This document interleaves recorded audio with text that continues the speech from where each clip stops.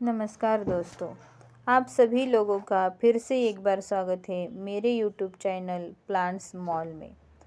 आज हम इस वीडियो में जिरेनियम इस पौधे के बारे में बात करेंगे। यहाँ पे आप ये जो पौधे देख रहे हैं उनको जिरेनियम के नाम से जाना जाता है। उनमें काफ़ी कलर होते हैं, कुछ गहरे रंग होते हैं और कुछ एकदम हल्के से रंग होते हैं। इनकी जो फ्लावर्स होते हैं वो अगर देखे जाए तो अक्सर वो सिंगल पेटल में रहते हैं। कुछ वैरायटी जो ऐसी है जिनमें डबल आपको फ्लावर्स दिखाई देंगे, पर ज़्यादातर वैरायटी में सिंगल पेटल का ही फ्लावर आपको दिखाई देगा। वैसे देखा जाए तो जिरेनियम की वैरायटी जो है वो सीड से ग्रो होती है, पर आजकल कुछ वैरायटी ऐसे भी निकली है जो कटिंग से ग्रो हो जाती है। यहाँ पर आप देख रहे हैं कि जिरेनियम के फ्लावर अलग अलग कलर में है। इनको सीड जो हम लोग लगाते हैं वो सितंबर, अक्टूबर और नवंबर में लगाए जाते हैं। उसी टाइम जो माहौल होता है वो बारिश का सीज़न कम होता है और रात में ठंडी चालू होती है। आप जो वैरायटी कटिंग से बनाते हैं उनकी कटिंग भी आप उसी टाइम लेकर उनको रिपोर्टिंग कर सकते हैं। ज़्यादातर जिरेनियम में सिंगल पेटल वाली वैरायटी देखने को मिलती है, जैसे कि आप यहाँ पे देख रहे हो इस वीडियो में। आईवी टाइप के जो जिरेनियम होते हैं वो हैंगिंग बास्केट में लगा सकते हैं, क्योंकि वो बेल की तरह ग्रो होते हैं, हैंगिंग में अच्छे तरह से दिखते हैं। सीड से जो पौधे तैयार होते हैं वो नॉर्मली ऊपर की तरफ बढ़ते हैं और जो आईवी टाइप के होते हैं उनकी ग्रोथ नीचे की तरफ होती है। इसलिए दोनों टाइप के पौधों को अपनी एक खूबसूरती आपको दिखाई देगी। आप जब भी पॉटिंग चूज़ कर रहे हैं तो जो आईवी टाइप के वैरायटी है उनको आप हैंगिंग बास्केट में ही लगाइए, क्योंकि वो लटकते हैं और उनके फ्लावर्स भी अच्छे से निकलते हैं। पॉटिंग मिक्स करते टाइम आपको वेल ड्रेन वाली मिट्टी लेना है। उसमें आपको मिट्टी 30%, रेड 30% और कंपोस्ट 30% इस तरह से मिक्सिंग करना है। कोकोपीट भी आप थोड़ा सा मिक्सिंग के लिए ले सकते हैं। पानी के लिए जब भी पानी देना है उसी टाइम मिट्टी चेक करके पानी दीजिए। कुछ लोग इनको कोकोपीट में भी ग्रो करते हैं, उसमें ग्रोथ अच्छे से हो जाता है और पौधा भी घना भरा हुआ दिखता है और लंबे समय तक वह चलता रहता है। पॉट के बारे में अगर बात करेंगे तो इसके लिए आप इनको 8 इंच पॉट में लगा दीजिए, क्योंकि 8 इंची पॉट में अगर लगाएंगे तो उनका ग्रोथ अच्छा होता है और पौधे भी एकदम भरे भरे दिखाई देते हैं। आईवी वैरायटी अगर आप लगाने का सोच रहे हो तो उनके लिए बेहतर होगा कि आप हैंगिंग बास्केट में ही उनको लगा दीजिए। 6 इंच पॉट में भी आप लगा सकते हो, लेकिन उनका ग्रोथ जल्दी नहीं होता है, क्योंकि पौधे का ग्रोथ होने के लिए उसको स्पेस की ज़रूरत पड़ती है, जो 8 इंची के मुकाबले 6 इंच में कम रहती है।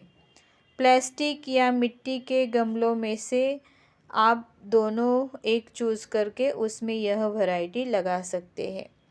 आपको ये ध्यान रखना है कि मिट्टी में हमेशा नमी बनाए रखना चाहिए, क्योंकि अगर ज़्यादा पानी रहेगा तो पौधे ख़राब हो जाएंगे।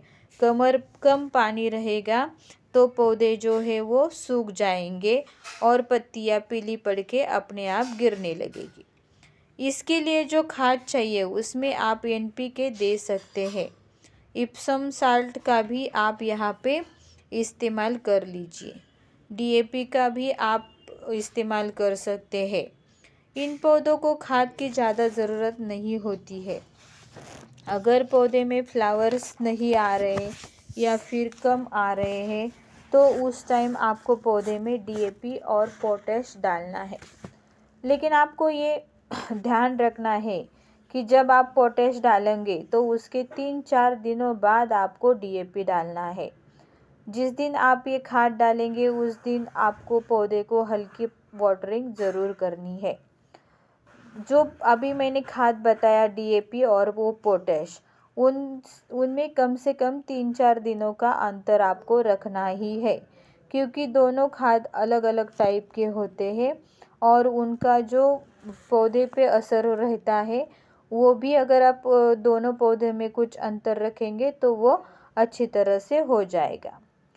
सनलाइट के बारे में अगर देखा जाए तो विंटर के दिनों में आप इनको फुल सनलाइट में रख सकते हैं। जैसे ही गर्मी शुरू हो जाती है आपको इनको सेमी शेड या इंडोर में शिफ्ट करना है। बरसात में बारिश का पानी अगर इन पर गिरता रहेगा तो रूट्स रॉट्स मतलब जड़ें सड़ना चालू हो जाता है। समय समय पर कटिंग, खराब पत्तियां निकालना, खराब फूल निकालना और पौधों को समय समय पर खाद डालना, उससे पौधे की तेज़ी से ग्रोथ होता है और फ्लावर्स भी ज़्यादा मात्रा में आते रहते हैं।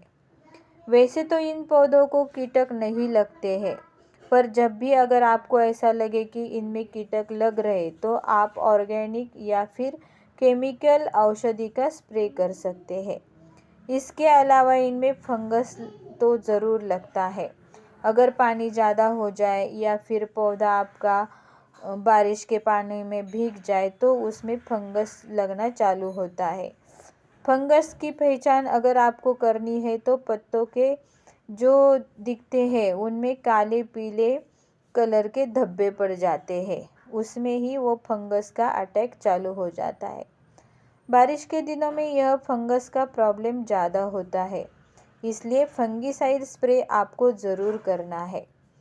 अगर आप पौधे का ध्यान रखेंगे, उसको समय पे खाद, वाटरिंग, उसकी साफ सफाई अगर करते रहेंगे तो पौधा अच्छे से ग्रो होता रहेगा। महीने में एक बार नीम ऑयल का स्प्रे कर दीजिए तो ताकि पौधे को कोई फंगस या कीटक ना पकड़े। तो दोस्तों, इस तरह से अगर आपने पौधे की केयर की, उनका ख्याल रखा तो पौधा निश्चित ही रूप से अच्छा ग्रोथ करेगा और लंबे समय तक चलेगा। अगर आपको मेरे इस वीडियो में बताई गई जानकारी उपयुक्त लगती है तो आप वीडियो को लाइक और आपके रिश्तेदार, दोस्त या फिर पहचान वालों लोगों के साथ शेयर कीजिए। और हाँ, साथ में हमारे चैनल को सब्सक्राइब भी करते रहिए। अगर आपके कुछ सवाल या कुछ सुझाव रहेंगे तो हमें कमेंट बॉक्स में ज़रूर लिख के भेजिए। मिलेंगे ऐसे ही एक अनोखे और खूबसूरत फूलों वालों पौधों के साथ। तब तक के लिए नमस्कार।